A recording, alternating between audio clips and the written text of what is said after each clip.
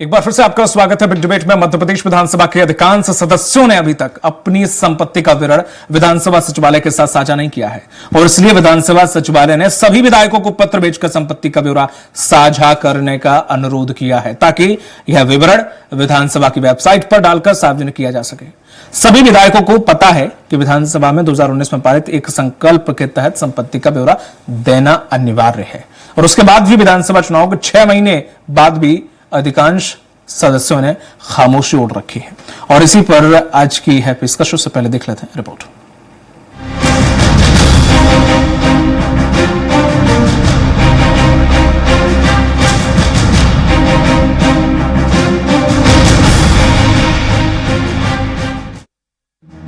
मध्य प्रदेश की 15वीं विधानसभा ने 2019 में दिसंबर सत्र में एक संकल्प पारित किया था कि सदन के सभी सदस्यों को हर साल अपनी और अपने आश्रितों की अस्तित्व और दायित्वों का विवरण सार्वजनिक करना होगा।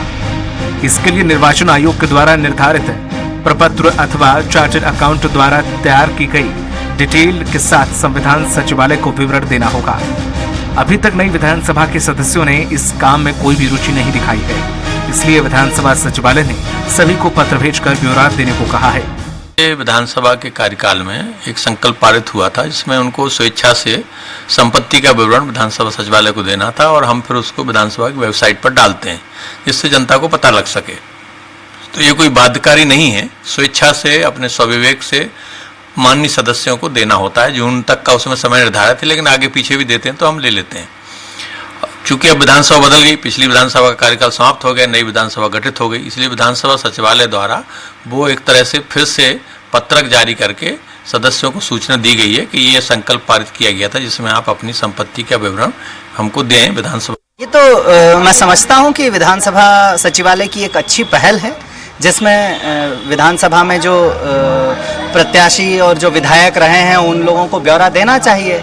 जब आम जनता अपने एक एक मेहनत से कमाई हुई पाई का हिसाब देती है तो जनता को क्यों नहीं पता चलना चाहिए कि माननीय विधायकगण जो हैं वो उनकी संपत्ति में रातों रात कैसे इजाफा हो जाता है, वो ऐसा क्या कर रहे हैं। राज्य सरकार के मंत्रियों को भी अपनी संपत्ति का ब्यौरा देने का प्रावधान है, लेकिन समय पर उनकी संपत्ति का ब्यौरा भी विधानसभा सचिवालय को समय पर नहीं मिलता है।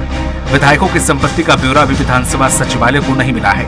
हालांकि जिम्मेदारों का मानना है कि यह एक व्यवस्था है और इस पर कोई कोताही नहीं होगी। देखिए, विधानसभा सचिवालय द्वारा विधायक मंत्रियों की संपत्तियों का ब्यौरा मांगना ये रूटीन प्रक्रिया के तहत मांगा गया है और सरकार और भारतीय जनता पार्टी के तमाम विधायक जल्द ही अपनी संपत्ति का ब्यौरा देंगे भी। इस मामले में कांग्रेस पार्टी की नीति हमेशा अवैध संपत्ति छुपाने की होती है, इसलिए वो बचते हुए फिर रहे हैं। भारतीय जनता पार्टी हमेशा नियम कायदों का पालन करती है। इस बात से इनकार नहीं किया जा सकता है कि माननीयों को विशेष अधिकार है, लेकिन नियमों और प्रावधानों की अवहेलना का अधिकार किसी को भी नहीं मिल सकता है। Special desk, Swaraj express.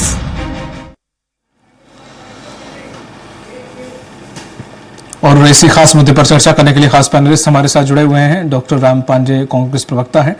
Ram Pandey ji, आपका बहुत बहुत स्वागत है। आशीष तिवारी प्रदेश सह मीडिया प्रभारी हमारे साथ जल्दी जुड़ेंगे और दिनेश निगम जी हैं जो कि वरिष्ठ पत्रकार हैं। दिनेश जी, आपका भी बहुत बहुत स्वागत है। सबसे पहले दिनेश निगम से मैं आप ही से जानना चाहूंगा कि जिस तरह से ये संकल्प पत्र जो जारी किया गया था कि सभी को अपना अपना ब्यौरा देना होगा और ये ठीक भी है, अच्छा भी है कि देना चाहिए, उसके बावजूद भी जो ये माननीय हैं क्यों कतराते हैं देने से? ऐसे कौन से कामों में व्यस्त हैं कि एक सीए से का रिपोर्ट बनवा के भाई कितनी संपत्ति है इसका क्यों साझा नहीं कर रहे हैं? यहाँ तक कि सचिवालय को नोटिस देना पड़ रहा है, एक पत्र लिखना पड़ रहा है कि भाई जो भी है अपना डाल दो, जिससे हम जनता को सामने पोर्टल पर डाल दें। देखिए, क्या है कि सबसे बड़ी बात यह है कि आजकल चुनाव आयोग ने भी एक नियम बना दिया है कि जब भी आप फार्म भरने जाओगे तो उसमें आपकी संपत्ति क्या है, आपके आज की डेट में आपके पास क्या है, क्या गहने जो भी मतलब पूरी संपत्ति का विवरण उसमें भरना पड़ता है। है ना। तो जब आप ऑलरेडी फार्म भरते हो और उसमें जो है आप अभी चीजें शो करते हो, तो मुझे बड़ा आश्चर्य लगता है कि फिर आपको यही बात सचिवालय में, विधानसभा सचिवालय में देने में क्या आपत्ति है ना, उसमें देना चाहिए। और इसमें तो बहुत अच्छी बात है, इसमें बल्कि आपकी प्रशंसा होगी कि फला विधायक ने अपनी संपत्ति को जा करके सार्वजनिक किया है कि हम आज की डेट में हमारी स्थिति ये है।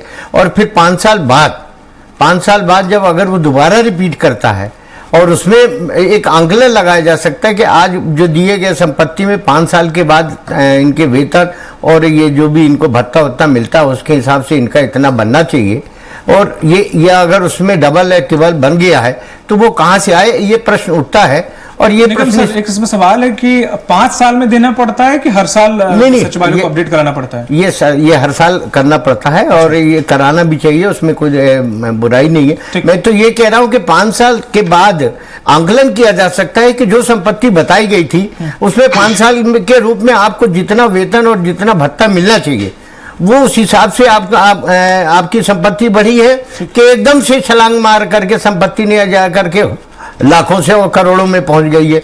अगर वो करोड़ों में पहुंचती तो उसका एक प्रश्न उठता है, उसमें विपक्ष को बोलने का मौका मिलता है, अपन मीडिया वालों को भी पूछने का अधिकार मिलता है कि भाई आपके पास ये संपत्ति आई तो कहाँ से आई। इनकम टैक्स बना ही हुआ है, डिपार्टमेंट ही बना हुआ है, वो पूछ सकता है। और आजकल तो ईडी की प्रथा है ना। तो ये सब चीजें क्या है, तो विधायकों को चाहिए कि इसमें कोई संकोच नहीं है, बड़े दिल खोल करके उनको अपना वो देना चाहिए विवरण। और जो लोग नहीं देते हैं निश्चित रूप से उनके दिल में कहीं ना कहीं कोई डर ऐसा बैठा रहता है, या उनके पास ऐसे कोई काली कमाइयों के साधन बने हुए हैं कि वो अपनी संपत्ति को सार्वजनिक नहीं करना चाहते ताकि वो जनता के सामने एक्सपोज ना हो जाए। ठीक है, आशीष तिवारी जी, क्यों माननीय आपके नहीं दे रहे हैं ब्यौरा? क्या कारण है कि नोटिस भेजना पड़ रहा है, पत्र लिखना पड़ रहा है सचिवालय को? देखिए, एक विधानसभा की अपनी एक परंपराएं हैं, सचिवालय की अपनी एक परंपराएं हैं। ठीक है। और मुझे ऐसा लगता है कि इस परंपरा का जो पालन करने का काम है ये हमारे सभी विधायकों को करना चाहिए, इसमें कोई दिक्कत नहीं है। बिल्कुल सही बात है। क्योंकि जो परंपराएं हैं उनका निर्वहन तो करना पड़ेगा। यदि हम किसी भी प्रशासनिक व्यवस्था के अंतर्गत चुने गए हैं तो निश्चित तौर पे ये तय है कि हमें अपनी वह जानकारी जो मांगी गई है उसे देना चाहिए। इस बात को निश्चित तौर पे मैं समर्पित करता हूं। और साथ ही साथ एक बात और कहता हूं कि समय पर देना चाहिए, परंतु कुछ ऐसे विभिन्न कारण होते हैं जिन कारणों से कई बार जो हमारे विधायक गण है वो इन सब चीजों को समय पर उपलब्ध नहीं करा पाते। उनकी व्यस्तताएं भी होती हैं, निजी तौर पर भी व्यस्तताएं होती हैं और सार्वजनिक जीवन पर भी बहुत ज्यादा व्यस्तताएं होती हैं। क्योंकि जनप्रतिनिधि जब अपने क्षेत्र में रहता है तो उसकी अपनी बहुत सी ऐसी समस्याएं होती हैं जिनमें वो उलझा रहता है। यह भी एक कारण है कि जिसके कारण वह समय पे कई बार अपने ये जानकारियां उपलब्ध नहीं करा पाता। नहीं, जनता की सेवा में उलझा रहता है, समस्या में उलझा रहता है? नहीं, जनता की सेवा के लिए काम करता है और जनता की सेवा के लिए ये उसका पार्ट है, पर बहुत सारी समस्याएं होती है। निश्चित तौर पे जब जनता की जो समस्याएं होती है उन्हें हल करने का काम जनप्रतिनिधि का होता है तो जनप्रतिनिधि उसे करने का प्रयास करता है हर समय। नहीं, तो ये भी तो उसका पार्ट ही है ना सर, ये अलग कहाँ है? नहीं, वो ऐसे भी भदौरिया जी 365 दिन का समय रहता है साल में, तो ऐसा तो नहीं है कि 365 दिन ही व्यस्तता रहती है। और कौन से मंत्री खुद, ऐसा तो है नहीं आप जैसे हम लोग जैसे सब्जी लानी तो खुद झोला लेके जा रहे हैं भाई, उनके पास पूरा तंत्र होता है, सभी लोग होते हैं, सीओ को बोलना होता है, बाकी काम तो वैसे ही हो जाते हैं सर। कौन सा विधायक को खुद सीए के पास जाना है, उसके बाद सचिवालय में कॉपी लेके जाने, भैया जमा कर लो मेरी। विधानसभा में तो भदौरिया जैसे इतना भी टाइम नहीं है क्या सर? या संपत्ति ज्यादा है तो वो टाइम लगेगा उसमें आकलन करने में? तिवारी जी, देखिए, जहां तक संपत्ति के ब्यौरे की बात है तो निश्चित तौर पर अभी माननीय जो बात कह रहे थे कि जब चुनाव का निर्वाचन की प्रक्रिया आती है तो उसमें एक शपथ पत्र होता है और शपथ पत्र में संपत्ति का ब्यौरा हर एक जनप्रतिनिधि देता है।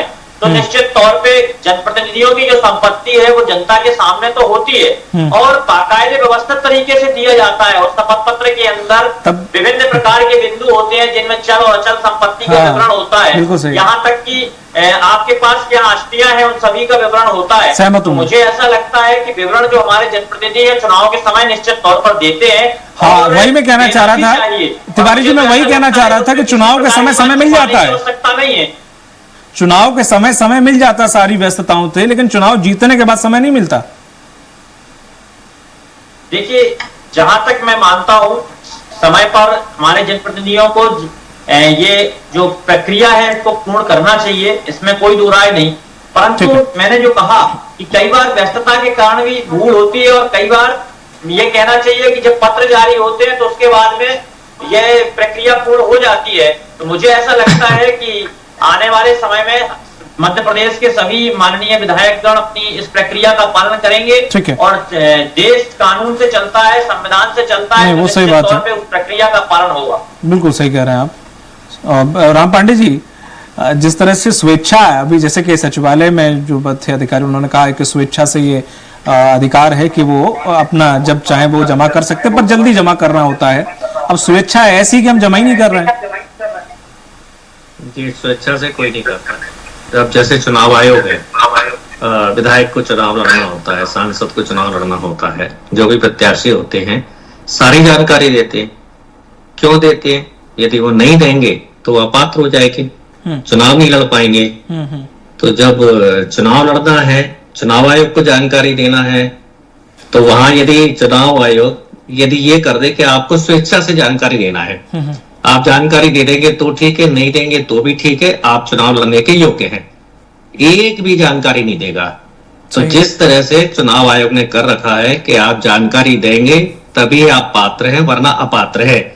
यही विधानसभा अध्यक्ष को करना पड़ेगा कि आप हर साल जानकारी देंगे तो ही आप अगला चुनाव लड़ पाएंगे, नहीं तो नहीं लड़ पाएंगे। और एक आदर्श स्थापित भी करना चाहिए। अब विधानसभा अध्यक्ष की ओर से ये पत्र गया है, विधानसभा सचिवालय की ओर से गया है, तो सबसे पहले विधानसभा अध्यक्ष नरेंद्र सिंह तोमर जी को तो जानकारी दे देना चाहिए ना। जब हम पत्र लिख रहे हैं तो आप एक आदर्श तो स्थापित करो। मोहन यादव जी मुख्यमंत्री हैं, कम से कम उनको तो जानकारी दे ही देनी चाहिए। ये दो पद ऐसे हैं कि आप दूसरों को तभी तो प्रेरित कर सकते हैं जब आप स्वयं जानकारी देंगे। जब आप स्वयं जानकारी नहीं देंगे तो फिर आप दूसरों से कैसे मांग सकते हैं? और फिर दूसरा, तो जब तक भारतीय जनता पार्टी की सरकार है, ये जानकारी मांगना ना मांगना इससे कोई फर्क नहीं पड़ता है। अब बताइए, जो कांग्रेस के 22 विधायक गए थे जिनको 35-50 करोड़ दिया गया था, वो कहां से जानकारी देंगे? कहां से वो 50 करोड़ का हिसाब किताब दे पाएंगे? नहीं दे पाएंगे। तो जब विधानसभा अध्यक्ष का भी जो दिल्ली में जो चुनाव हुआ था, वहां आम चर्चा है 25-50 करोड़ रुपए उस चुनाव में खर्च हुआ है। अब कहां से ये इतनी जानकारी दे पाएंगे? मध्य प्रदेश के किसी भी जिले में चले जाइए, किसी भी बड़ी बिल्डिंग पर नजर डालिए, किसी बड़े होटल पर नजर डालिए, आपको वहां पता चलेगा कि ये तो भारतीय जनता पार्टी के विधायक मंत्री इसमें पार्टनर है। तो कैसे जानकारी देंगे? और हम पिछले 10 वर्षों से देख भी रहे हैं। पर राम पांडे, देश के आदर्श जब तक अगर पेश नहीं होगा तब तक हम भी नहीं करेंगे, मतलब ऐसा है क्या? देखिए, मैंने आपको शुरुआत में कहा कि चुनाव आयोग को जानकारी क्यों दी जाती है। तो ऐसा नियम जब तक नहीं बनेगा तो स्वेच्छा, विधायक और मंत्री इतने ही भले होते तो आज हमारा देश अमेरिका से भी कई गुना ज्यादा आगे होता। आप ही स्वीकारते हैं कांग्रेस विधायक इसमें शामिल है? जे तो ये सबसे पहले जानकारी मुख्यमंत्री को देना चाहिए, विधानसभा अध्यक्ष को देना चाहिए। नहीं, ठीक है। अभी क्या हो रहा है? व्यस्तता का थोड़ा समझ में आता है। चलो ठीक है, मुख्यमंत्री जी भाई बहुत सारे काम उन्हें निपटाने, चलो ठीक है, उनकी सारे काम वो अकेले ही करते हैं। नहीं, मैं तिवारी जी की तरफ से मैं बात रख रहा हूँ होता है उनके पास कि अगर ठीक है उनके पास चलो मुख्यमंत्री है, काम करते हैं, पर बाकी जो सदस्य हैं उनको तो सर करना चाहिए ना। कांग्रेस के कितने सदस्यों को कर दिया, हालांकि ये जानकारी मेरे पास तो नहीं है। अरे मैं कह रहा हूँ ना, स्वेच्छा से क्यों मांग रहे हैं आप चुनाव आयोग की तरह क्यों नहीं नियम बना रहे? नहीं बन सकता ना, क्योंकि देश के सारे भ्रष्टाचारी भारतीय जनता पार्टी में जा रहे हैं। अच्छा, जिस पे भ्रष्टाचार का आरोप लगता है वो भाजपा ज्वाइन कर लेता है। तो आप दबाव कैसे बनाएंगे? ईडी कांग्रेस की है सरकार, ये दबाव विधायकों पर बना ही नहीं सकते जब तक सारे भ्रष्टाचारी भाजपा में जा रहे हैं। ठीक है, पर ईडी आपका पीछा नहीं छोड़ती है, भ्रष्टाचारी होता रहेगा। ये तो फिर अभी बात अलग दिशा में चली जाएगी। जिस तरह से देखें सर, जी निगम सर, जी अगर ये जो व्यवस्था है, ये बिल्कुल राम पांडे जी ने साफ कहा है कि ये कंपलसरी करना चाहिए और बड़ा सख्त नियम से लागू करना चाहिए, ये स्वेच्छा हटा देना चाहिए ये वर्ड इसमें से। साथ ही साथ ऐसा नहीं होना चाहिए कि जैसे भाई ठीक है मंत्री और विधायक अगर दे रहे हैं तो जो अधिकारी हैं वो भी तो दें अपनी संपत्ति का ब्यौरा, वो उनकी तो संपत्ति बढ़ती जा रही है, उनकी भी तो कुछ लेखा जोखा जनता देखे कि भाई हाँ ये अधिकारी हैं, ये क्या कर रहे हैं। भदौरिया जी, मैं आपकी जानकारी के लिए बता दूं, अभी जैसे कि पांडे जी बता रहे थे, बोल रहे थे, हकीकत ये है कि आज से 15-20 साल पहले, 15 साल पहले, बल्कि 18 साल पहले मान लीजिए, भारतीय जनता पार्टी के शासनकाल के पहले एक परंपरा रही है कि मध्य प्रदेश में मुख्यमंत्री के सहित उनका पूरा मंत्रिमंडल अपना पूरा विवरण जो है पटल पे रखता था सबसे मार्च पहले के बजट सेशन में। अच्छा, है ना। हाँ। और ये कोई नई बात नहीं, ये लगातार ये परंपरा मेरे ख्याल से 10-12 साल तक चली आई है। ठीक है। अब ये परंपरा बीच में कैसे रुक गई, क्यों रुक गई और कहाँ रुक गई, किसके कारण रुक गई, ये तो मैं नहीं कहता हूँ, लेकिन ये परंपरा चली आई थी और ये परंपरा बनी हुई थी। पटल पे रखा जाता था मंत्रियों का पूरी संपत्ति का विवरण, सीएम अपना विवरण देते थे, विधायक लोग अपना सचिवालय में अपना जो भी उनका रहता था लेखा जोखा, वो विधायक अपना वहां देते थे। तो ये कोई नई बात नहीं है। रहा सवाल नियम बनाने का, तो जो परंपरा ऑलरेडी एक बार से शुरू हो चुकी है तो वो नियम ही तो है एक तरह से, अगर उसको फॉलो करें। और नहीं मानना तो आप कितने भी नियम बना दो, अगर उनको नहीं करना तो नहीं करेंगे। सही बात। पर निगम जी, जिस तरह से ब्यौरा दे भी दिया, मान लीजिए अब जैसे कोई विधायक है या फिर कोई मंत्री है, उसकी 1 साल पहले अगर 1 करोड़ संपत्ति थी, दूसरे साल 2 करोड़ हो गई, तो ये कोई, अगर आम जनता के अकाउंट में 5 लाख भी रुपए आ जाए तो बैंक से फोन आ जाता, भाई 5 लाख का ब्यौरा दे दो, आए कहां से। और इनका जब तक वो लंबा उछाल ना आए, 20-25 करोड़ विपक्ष जिस मुद्दे को ना उठाए, तब तक वो संपत्ति कैसे भी बढ़ती जाए, डबल होती जाए, डबल का ट्रिपल होती जाए, लोग ध्यान ही नहीं देते हैं। ना ही इनकम टैक्स देता है, ना ही ईडी देती है, ना ही और कोई देता है कि हाँ बोलो वो विधायक हैं तो इतनी तो बढ़ेगी, ऐसा कुछ होता है क्या?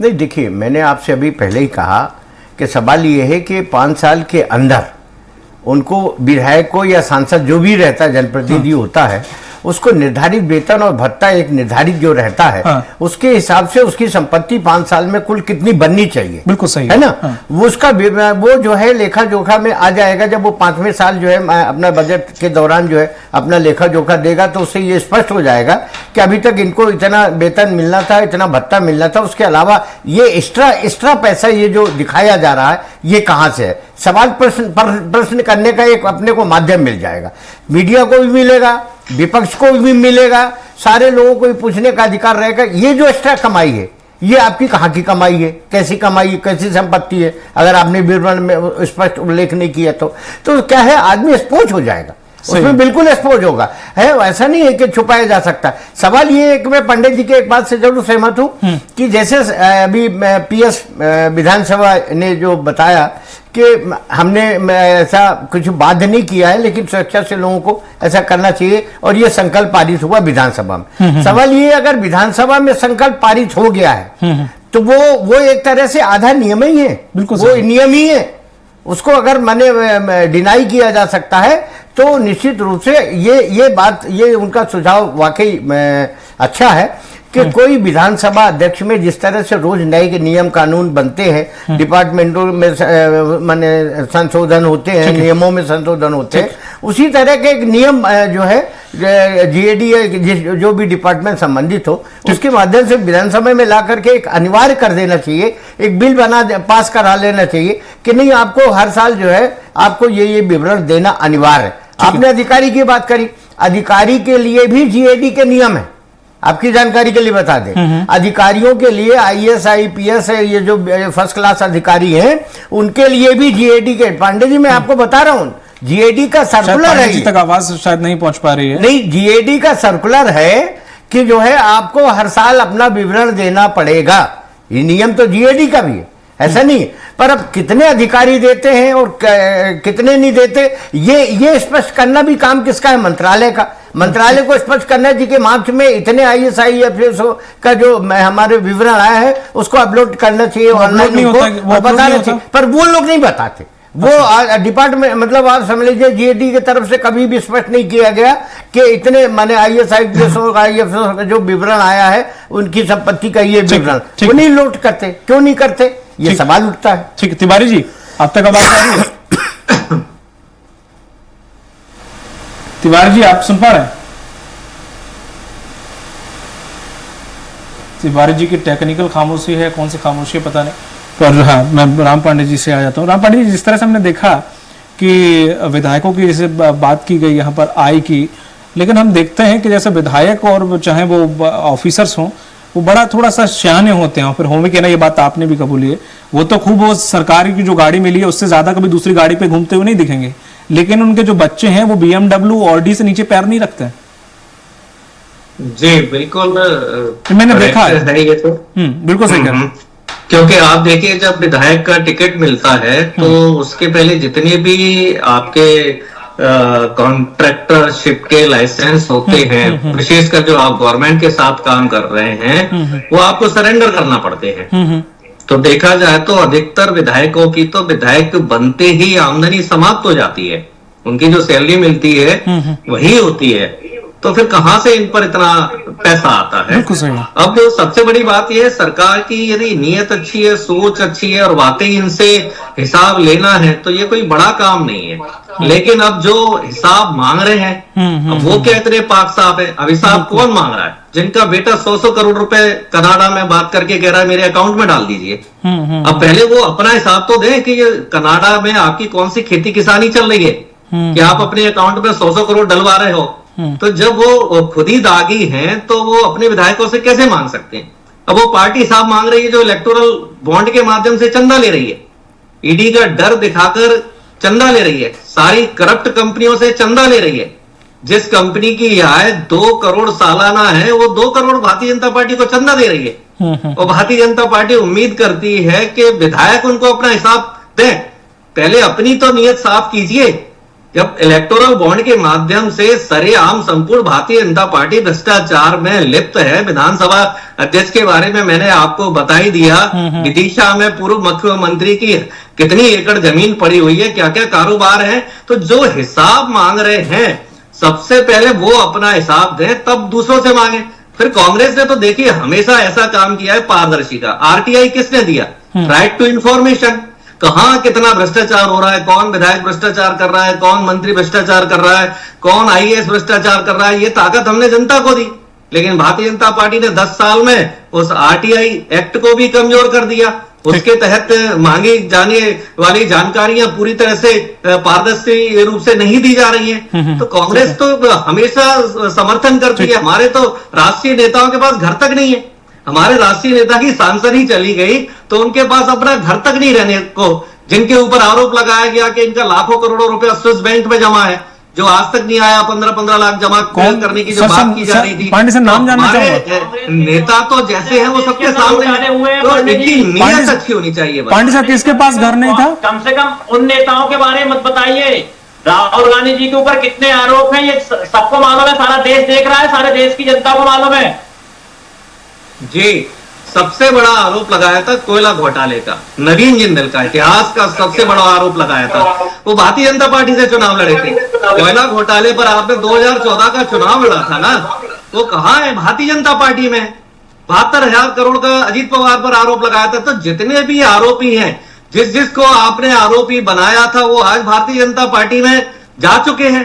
आपने आदर्श घोटाले में जो चौहान साहब को बताया था कि इन्होंने सेना के साथ घोटाला किया है, वो आज आपकी पार्टी से राज्यसभा सांसद, किसी भी राजनीतिक दल का व्यक्ति होगा, यदि कोई भी दोषी पाया जाता है भारतीय जनता पार्टी की सरकार उनके ऊपर कार्रवाई करेगी और मंत्री बना दिया। देश के साथ कोई भी धोखा करने वाला होगा, कहते हैं ना हाथी के दांत दिखाने के और खाने के और आपका दिखावा चल रहा है। भ्रष्टाचारियों की बात कर रहे हैं, आपने बताया था भारतीय जनता पार्टी के जमाने में बहुत सारा घोटाले हुए। तिवारी जी राम पांडे जी सवाल तिवारी जी से, विभिन्न प्रकार के आरोप हैं तिवारी जिन पे अभी भी न्यायालय में, माननीय न्यायालय में विचाराधीन है मुकदमे। अरे कुछ नहीं कर सकते, 10 साल तक आप जांच नहीं करवा पाए। दोनों प्रवक्ताओं से आप बोलिए, डिबेट पे बात करें, डिबेट पे बात ठीक है, करें। ठीक है, ठीक है। आप लूले लग रहे हैं। पांडे जी मेरा सवाल तिवारी जी से है। कि देश की जनता ने तो स्वीकार किया ठीक है। तिवारी जी, ठीक है। आवाज आ रही है आप तक? तिवारी जी का नेटवर्क बार बार चला जा रहा है, टेक्निकल इशू है। ठीक है तिवारी जी का। निगम जी, जिस तरह से देखा जाए, हालांकि टॉपिक थोड़ा अलग चला गया था, लेकिन जिस तरीके से ये बात पूरा था कि अपनी आय का विवरण देना, तो अपनी आय का विवरण देना ये जिस तरह से चल रहा है ढीला ढाला रवैया माननीयों की तरफ से, माननीयों को थोड़ा संजीदा होना चाहिए इस पर। नहीं, बिल्कुल होना चाहिए भाई। देखिए, जनता आपको चुनकर देखिए जनप्रतिनिधि के रूप में आपको एक जिम्मेदारी देती है और आपसे बहुत सी अपेक्षाएं रखती है कि हमारे क्षेत्र का, हमारे मोहल्ले का, हमारे ज़िले का आप डेवलपमेंट करोगे, तो इस आशाओं से आपको भेजती है और उसकी भावना बड़ी स्पष्ट रहती है। मतदाता की भावना, ये जनता जो प्रतिनिधि बनाती है उसकी भावना बहुत स्पष्ट होती है। उसके बावजूद भी निश्चित रूप से ऐसा कई बार देखने को मिला है कि कई जनप्रतिनिधि उसका उल्टा फायदा उठाते हैं। वो कई लोग तो ऐसे हैं जिनके बारे में अगर आपको याद होगा कि कई मजाक के मूड में ले लीजिए, या जिसमें कि इश्तिहार छप जाते हैं कि हमारा सांसद गायब है, हमारा विधायक 5 साल से गायब, ऐसा आपने कई बार देखा होगा। देख रहा हूँ, तो, भी देख रहा हूँ, है ना। तो सवाल ये है कि वो ये अपेक्षाओं के अनुरूप खरे नहीं उतरते। तो जो आदमी खरा नहीं उतर रहा उसके बारे में फिर टीका टिप्पणी ये की जा सकती है कि निश्चित रूप से इनका कुछ या तो कहीं कोई बिजनेस चल रहा है, या ये इतना व्यस्त हो गए, या फिर इनकी कम जो चुनाव में इन्होंने इस तरह से वादे किए, जो कुछ भी किया उसको पूरा करने में असमर्थ रहे, इसलिए ये मुंह नहीं दिखा रहे, है ना। सवाल ये कि देखिए संपत्ति के बारे में डिबेट हो रही कि देना चाहिए कि नहीं देना। सवाल इसमें यही है कि मैं इस बात से बिल्कुल सहमत हूँ, और तिवारी जी आपसे और पांडे जी दोनों आपसे भी अपेक्षा करता हूँ, आप लोग कम से कम अपने माध्यम से अपने नेताओं को या अपने दल को, जनप्रतिनिधि को इतना मैसेज तो कर ही सकते हैं कि यार ठीक है, अगर विधानसभा अध्यक्ष ने या विधानसभा ने अभी तक ऐसा कोई नियम फॉलो करने के लिए नहीं बना दिया, कड़े नियम बना नहीं दिए हैं, तो कम से कम आने वाले विधानसभा में इस मुद्दे को उठाया जाए और एन केन प्रकार ऐसे एक नियम बना दिए जाए कि बजट सेशन जैसे होता है, जैसे पूरे देश का संपत्ति कर का विवरण आता है, कि खर्चों का विवरण आता है, ऐसे स्टेट का आता है, ऐसे जो है अपने विधायक भी अपना अपना वो करें और वो बताएं कि हमारी इनकम ये है और हमारी आज की डेट में ये 1 साल की इनकम ये हुई और हमको इतना ये टीए मिला, इतना डीए मिला, इतना वेतन मिला। वो स्पष्ट करने में बुराई क्या है? देखिए, जब काला धन अगर आपको छुपाना है तो आप छुपा लोगे, उसमें कौन क्या कर लेगा? आप ये बताइए। आप है, जहां तक बने संस्था बनी हुई है, ईडी बना है, अपना इनकम टैक्स बना है, एक नहीं अनेक उदाहरण भदौरिया जी आपने देखे कि जितनी भी कार्रवाइयां हुई हैं वो सिर्फ मुंह देखी कार्रवाई हुई, बिल्कुल चिन्हित लोगों के खिलाफ कार्रवाई हुई है। बिल्कुल। क्यों? फिर ऐसे में अगर सर विपक्ष अगर कर देता, विपक्ष के सदस्य सभी कर देते हैं, अपना ब्यौरा दे देते हैं, तो एक मुद्दा मिल जाएगा ना कि उठाने के लिए और बीजेपी को घेरने के लिए कि भाई हाँ आपके चाहे माननीय जो भी हो, सभी लोग इसमें सहमत हो हाउस के अंदर नहीं, इसमें जैसे तिवारी जी ने खुद इस बात को एक्सेप्ट किया कि नहीं बिल्कुल देना चाहिए। तो जब देना चाहिए तो पारदर्शिता अगर बनाना है तो इसको एक नियम ही बना दो ना, आप विधानसभा में ला करके एक प्रस्ताव ला करके उसको एक नियम ही बना दो, आप अनिवार्य कर दो आप। हाँ, एनी हाउ आपको जमा करना ही करना है। बिल्कुल ठीक है। उम्मीद है कि ये परिचर्चा सार्थक होगी और शायद जो माननीय है वो कुछ महीनों में या कुछ दिनों में अपना विवरण दे देंगे संपत्ति का। बहुत बहुत शुक्रिया आपका डॉक्टर राम पांडे जी, दिनेश निगम सर आपका, आशीष तिवारी जी आपका भी बहुत बहुत शुक्रिया इस परिचर्चा में शामिल होने के लिए।